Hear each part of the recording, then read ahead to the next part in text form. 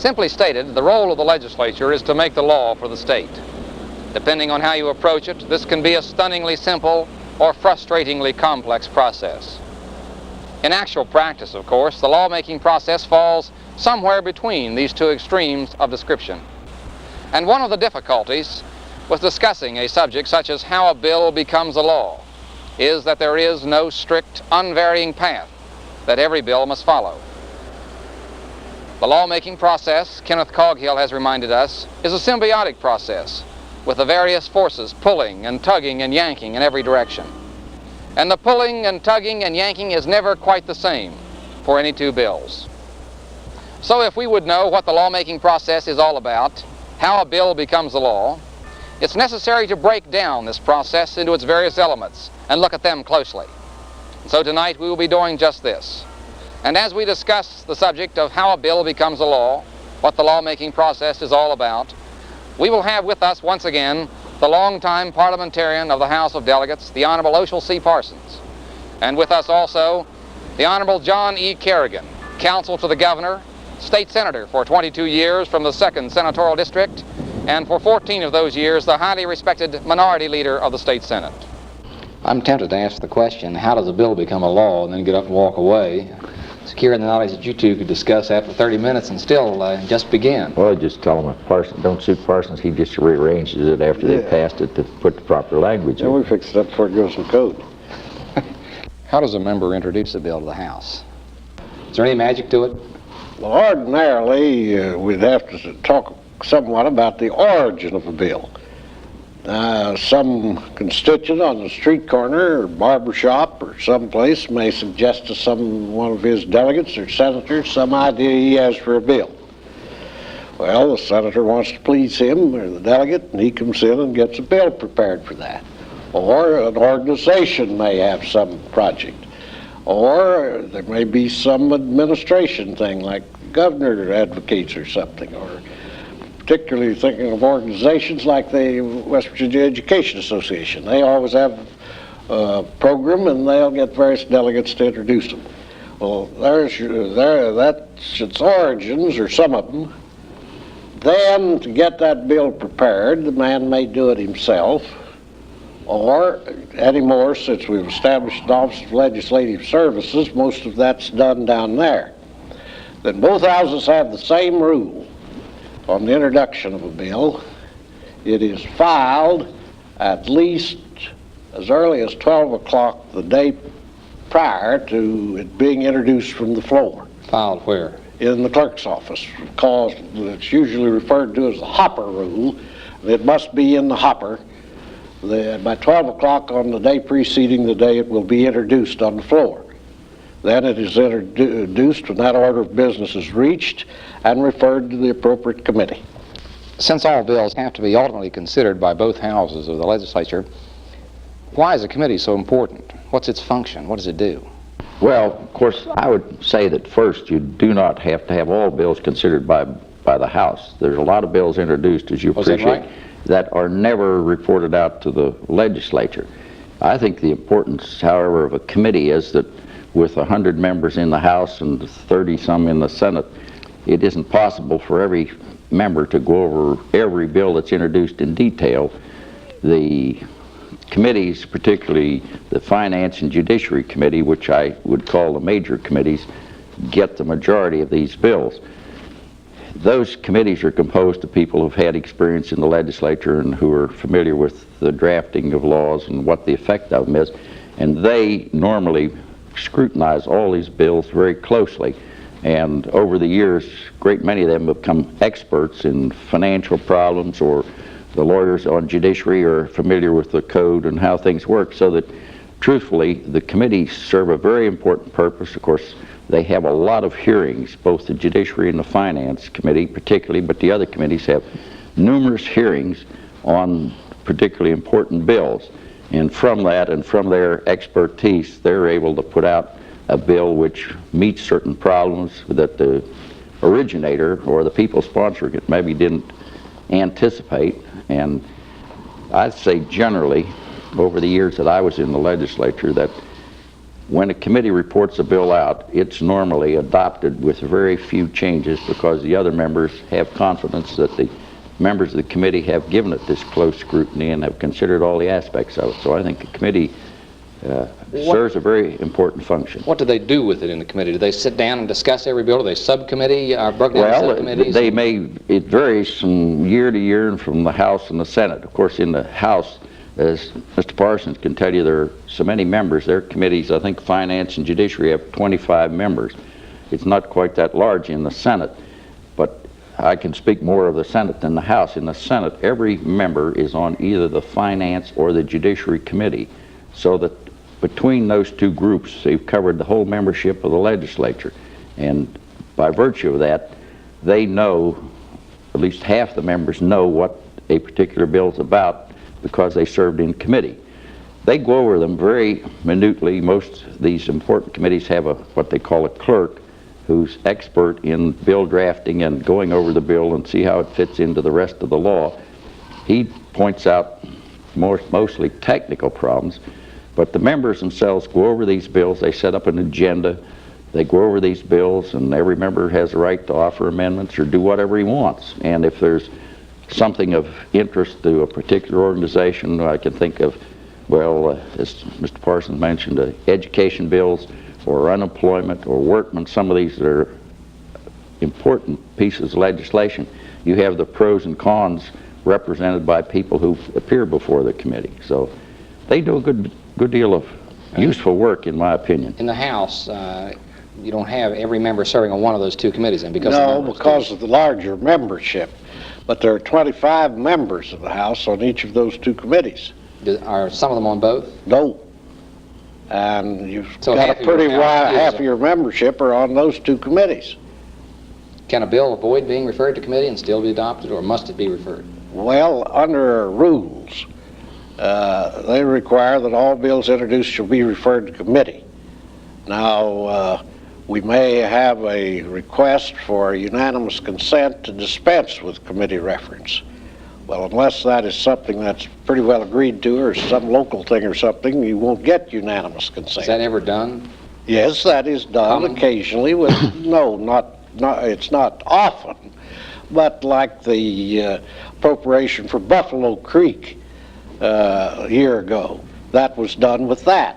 Everybody was familiar with what was going to be done, and they brought the bill in and dispensed with committee reference, went in and passed it. Well, another thing I think they do mostly towards the end of the session, where there's been a House bill introduced and the Senate bill on the same subject, and they send it from the House to the Senate or the other way, and they want to get it passed so that, say, the House has passed a bill which the Senate also has on their calendar, usually on amendment stage, which is the second reading. They would accept the House bill but not refer it to a committee, because the chairman, it's usually a major bill like finance or something like that. He knows what's in the House version, so he simply accepts the House bill and asks that committee reference that it not be referred to a committee, but to put it on the calendar. And when they get up to the same position, then the Senate would substitute their version, which the committee in that particular instance brought out, into the House bill and pass it and send it back to the House. And that's most times the way you get to a conference committee to iron out the problems. Now that, I think Mr. Parsons will agree, is not done normally till you get towards the closing period to try to work out. And I think he would agree mostly major bills dealing with finance or some very important piece of legislation, and that's done, I think, primarily to expedite the thing and avoid the delay of sending it to committee, which will take a day, bringing it back out and running it up on the calendar. A rather common instance of dispensing with committee reference occurred today in the House. We had a message from the Senate that they had passed a bill on controlled substances. And the House Judiciary Committee, in its reports, reported out the same bill. So the House dispensed with committee reference on the Senate bill. They both go on the calendar, and as they advance, they'll show the Senate bill because it's already passed over there, and then table the House bill, get it out of the way. What does a committee recommend?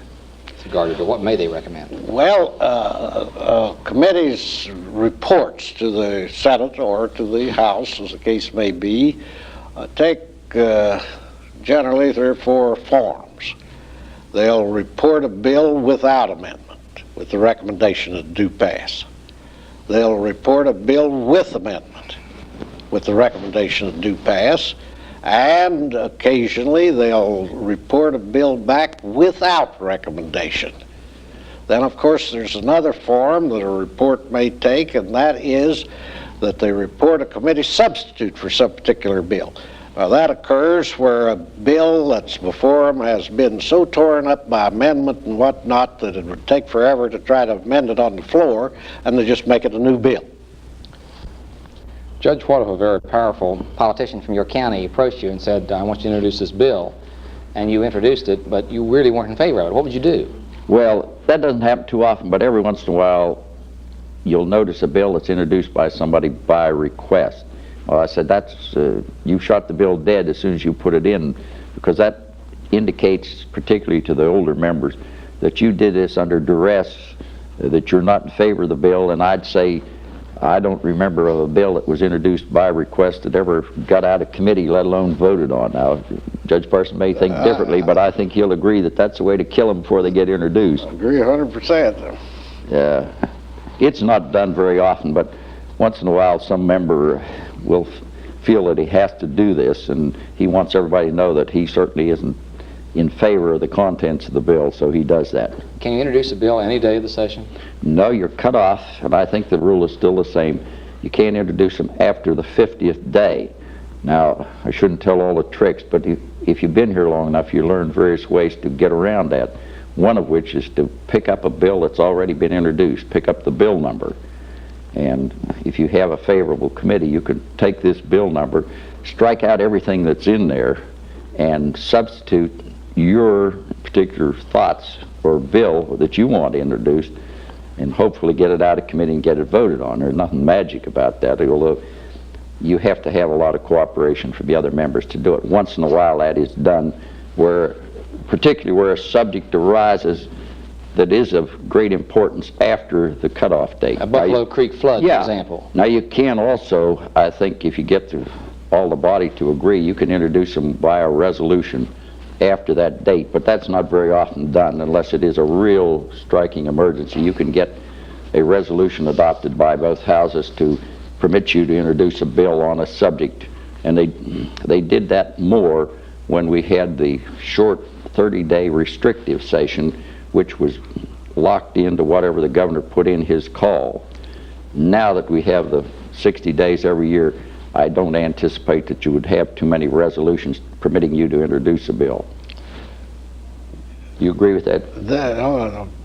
About the only instance would be some emergency that would come up after the 50th day, that you could get your resolution to permit that bill to be introduced. The committees use the device of a public hearing.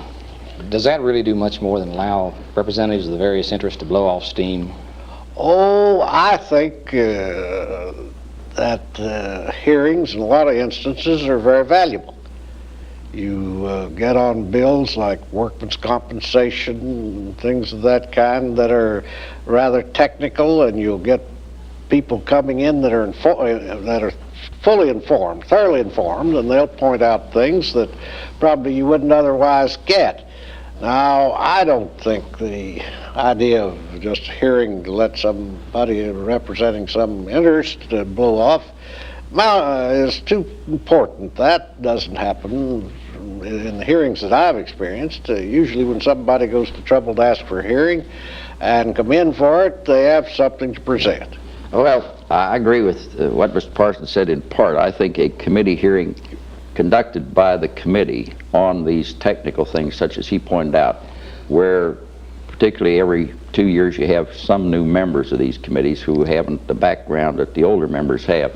And on technical bills, workman's compensation I think of, and unemployment particularly, and of course on financial matters in the Finance Committee, it's important that they understand each proponent or opponent's position on this so that they get a grasp of what the bill's about. Now, I've personally always been very much opposed to a so-called joint committee hearing where the Senate committee and the House committee of the same character meet in joint session, usually in the House chamber, and I've always felt that really doesn't elicit very much because you have a number of speakers, and it's usually people who simply want to get up and make a speech without, in most instances, my experience has been, they don't provide you with any concrete information. It's just the fact that I'm opposed to this for some particular reason without backing their reason up with facts. And I personally never thought those joint meetings, which were wide open and everybody got to speak, were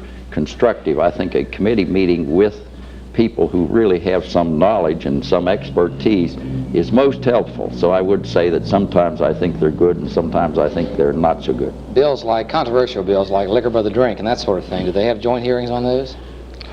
I don't remember a joint hearing on that one. We had a joint hearing on black lung legislation or something here over the years ago.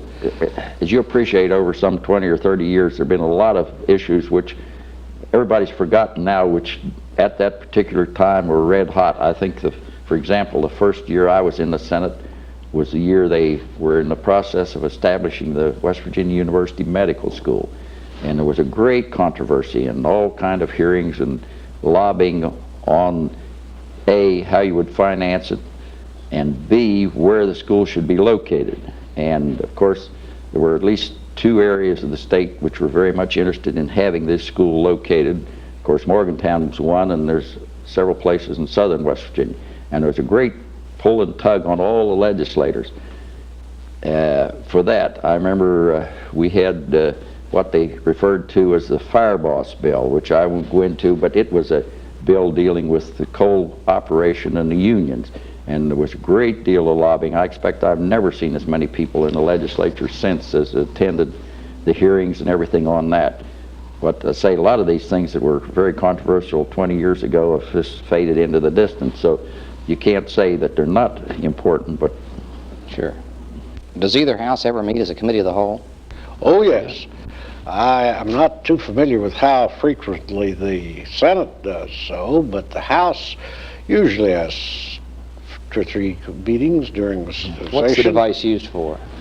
Ordinarily to hear some people on something like a road program. They'll resolve themselves in committee of the whole to hear the road commissioner and his staff or something of that Why kind. do they have to do that? Why can't they just meet and let them come in? Well, excuse me.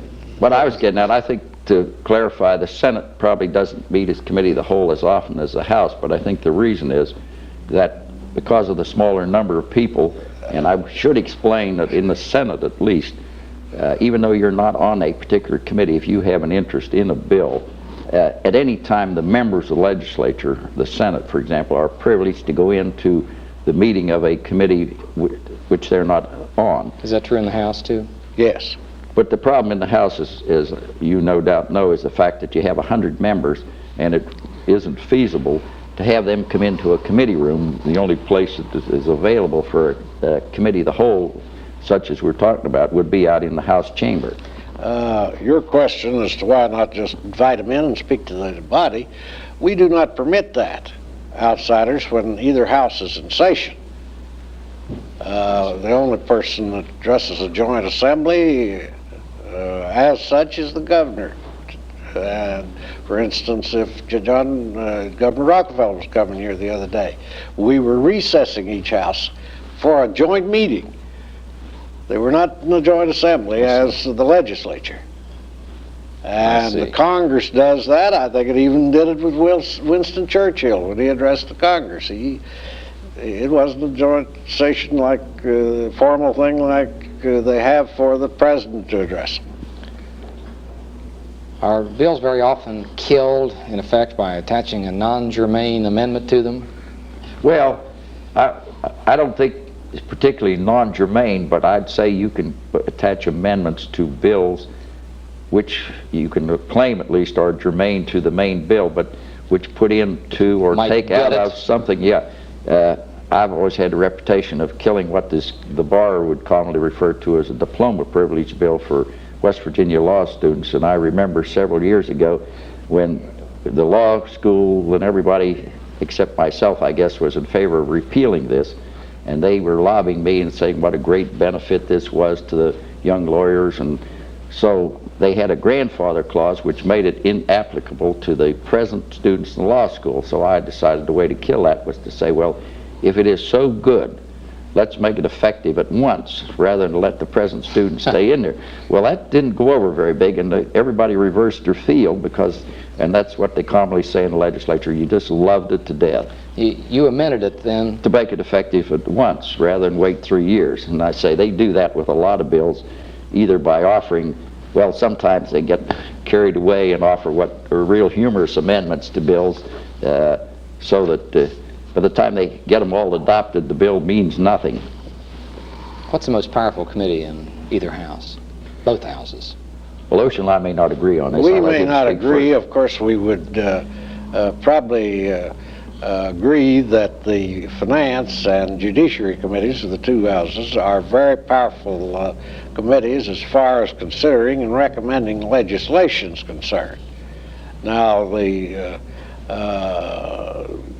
judge might want to say, or may say, that he considers Rules Committees the most powerful because of the power they have along toward the end of sessions for the last 20 days or such a matter of making up the calendar, the business that will be considered. I hate to disagree with my friend, but I personally think the Rules Committee is much more powerful. In addition to that, the fact that they take care of the special calendar and have a life and death rule over what goes in towards the end of the session.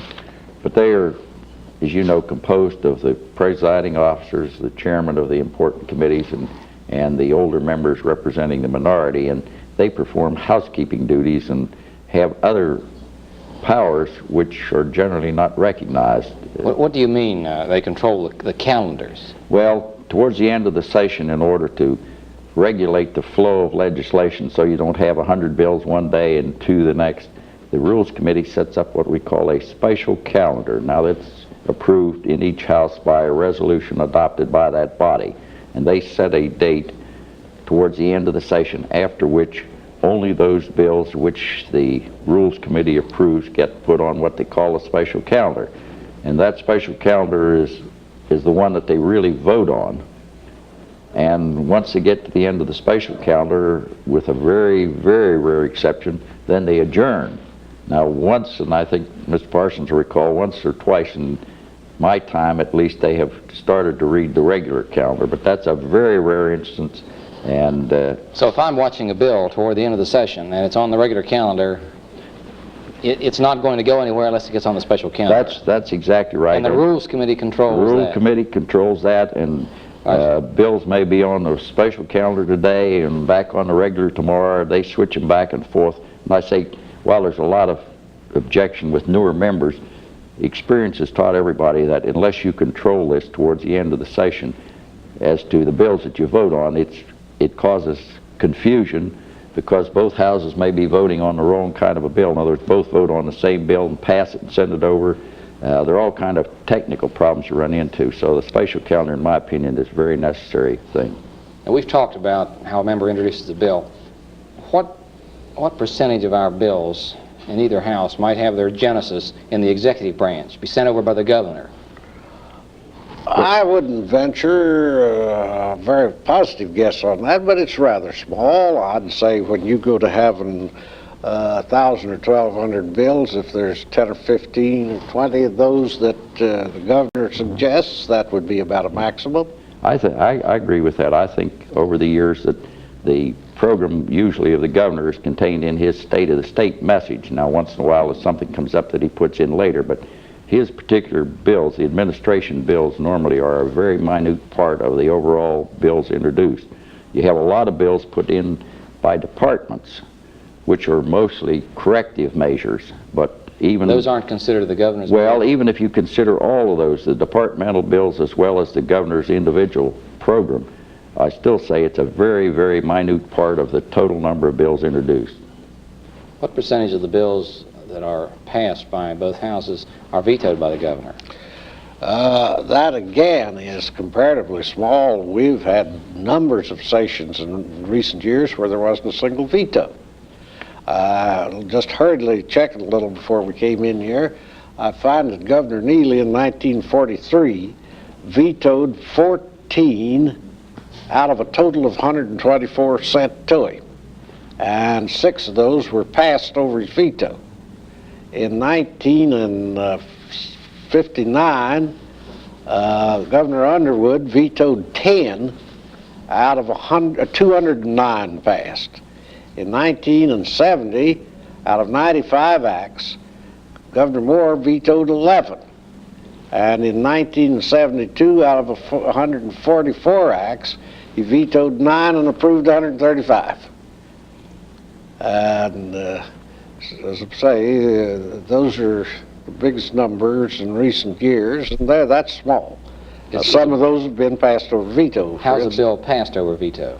It takes a majority vote of each house, a majority of the members elected. For instance, the House, you'd have to have 51 votes, and the Senate, 18. Isn't that what it takes to pass it originally? No, a majority of a quorum's present is what it takes to pass it. So if you have 96 present, it's 1 over half of that number to pass a bill. Is that right?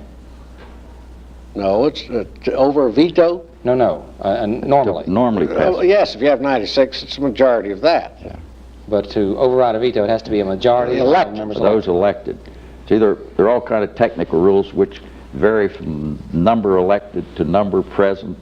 You have to get used to all the rules, which are real technical, but they vary from certain actions that you take. Some of them are based on the total number elected to each house, whereas others are simply based on the number present at that particular day or In time. counting the number elected, what would you do with an expelled member? Well, I don't think he's out. There's a vacancy. He's out, but to be safe, I would want to see a majority of the 100 in the House or of the 34 in the Senate vote to override. I think that's a safer way to do it to avoid it. Can the governor do anything after it's passed over his veto? Not a thing in the world. Under our Constitution, after the governor has a bill during sessions for 5 days, and after adjournment of the session for 15 days, if he does not disapprove it, it becomes law through expiration of time. So, what's the most recent bill that our governor has vetoed? oh, I don't know the most recent. Now, I was just thinking about these vetoes. Neely with 14, one of his big vetoes was a repeal of the state income tax law.